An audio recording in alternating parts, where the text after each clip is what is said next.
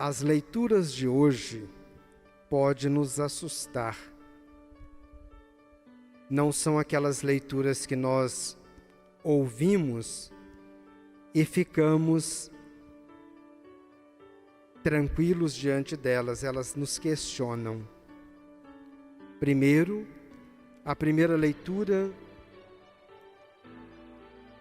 do livro dos Números vai mostrar para nós que o Espírito de Deus age onde Ele quer, da maneira que Ele quer, pois o Espírito de Deus é livre e nos faz livres.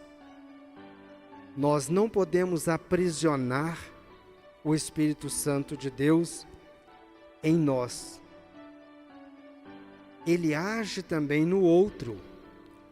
A história dessa primeira leitura é muito interessante. Moisés já estava nos seus últimos dias de vida. Já estava cansado da teimosia do povo.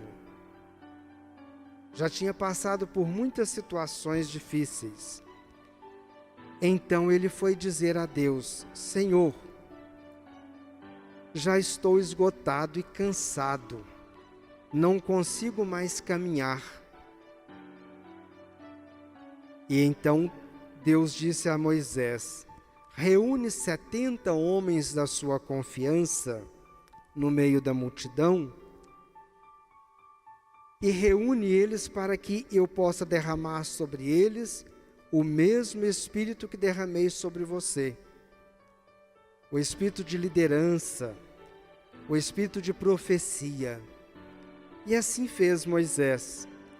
Reuniu 70 homens, separado do acampamento, e então ali fizeram uma celebração esperando que Deus desse àqueles homens o dom da profecia, para ajudar Moisés a liderar o povo. E assim aconteceu. Esses 70 homens começaram a falar sobre Deus, da bondade de Deus, e a sentir-se transformados.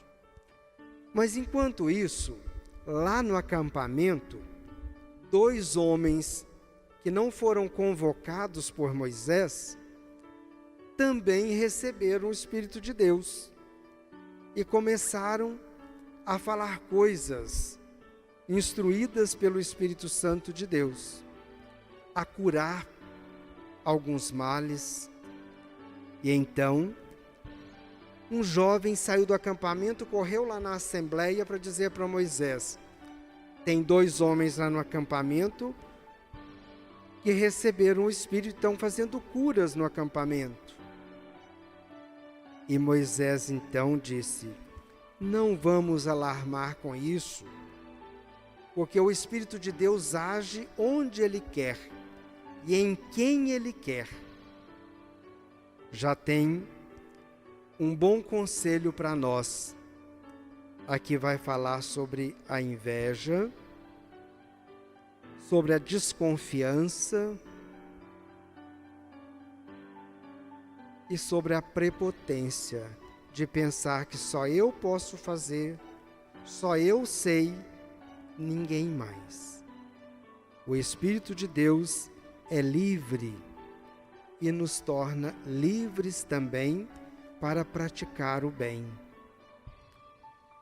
No Evangelho, nós encontramos Jesus que é interpelado por João, e João é o discípulo amado, aquele discípulo que falava e Jesus acreditava. Então João disse a Jesus: Senhor,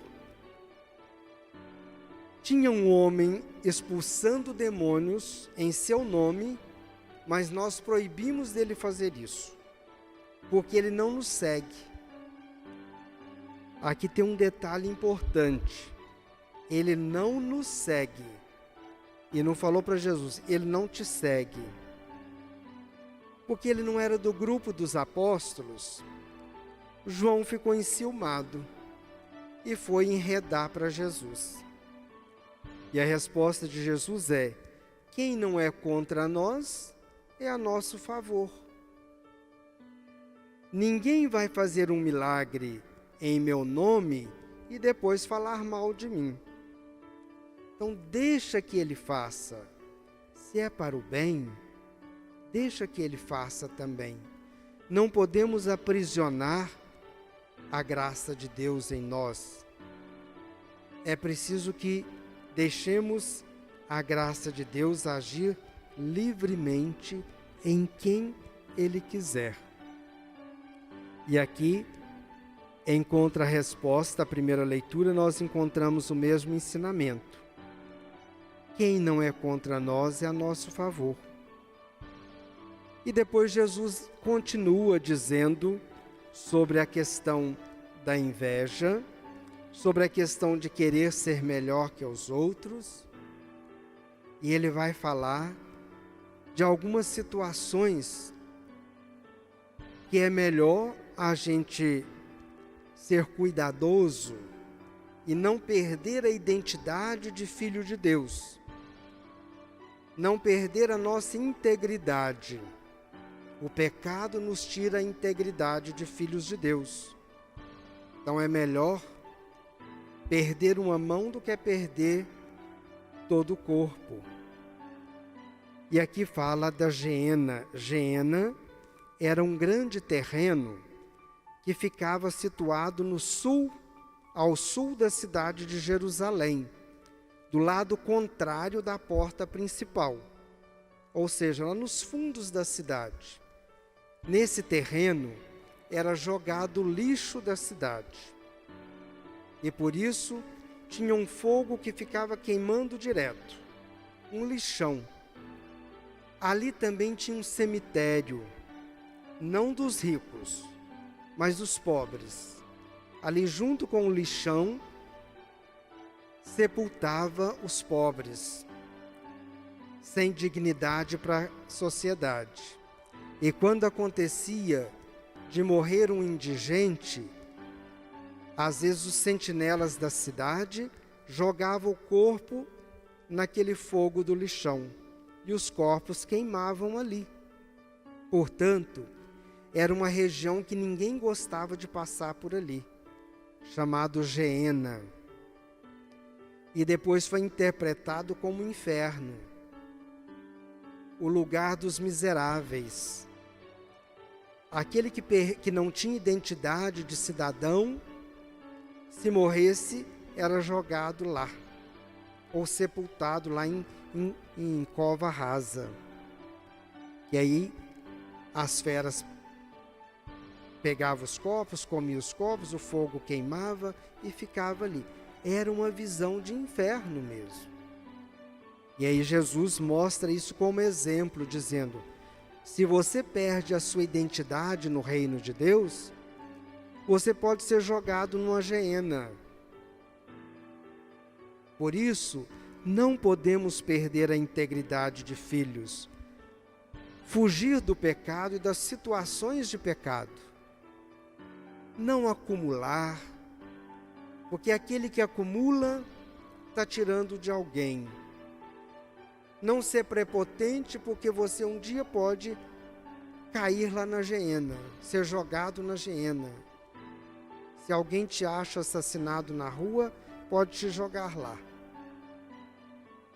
É para que a gente tenha cuidado e zelo e seja vigilante para cuidar uns dos outros.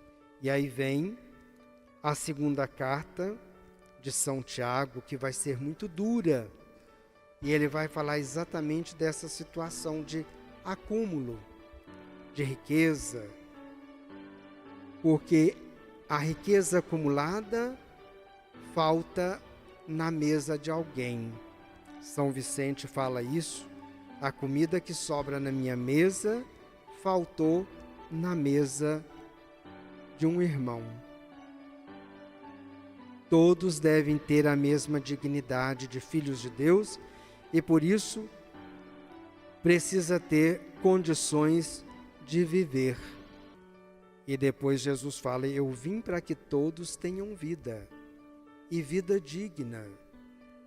E por isso, como filhos de Deus, com a identidade de filhos de Deus que nós temos, recebendo o Espírito Santo de Deus que nos faz livres, nós devemos ter as mesmas atitudes de Jesus. Amar o próximo, partilhar com quem não tem, dar pelo menos um copo d'água em nome de Jesus, que nós teremos a recompensa que é justa de um filho de Deus. Encerrando o mês da Palavra de Deus, o mês de setembro, deixemos que essa Palavra de Deus possa nos incomodar, agir em nós, para que nós sejamos zelosos para com a nossa vida, para com a vida dos nossos irmãos.